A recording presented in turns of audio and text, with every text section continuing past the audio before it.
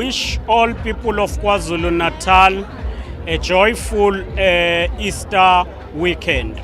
We know that many people will be traveling to churches, and we are with them. Those who will be traveling must know that it is important to ensure that they preserve the regulations and the laws of the road. No one must drive with many people. Overload is not accepted. Secondly, people must not drive when they are tired. They must relax. And thirdly, people must not drink and drive. Let's all have joyful Easter weekend. We wish the people of KwaZulu-Natal a peaceful Easter weekend.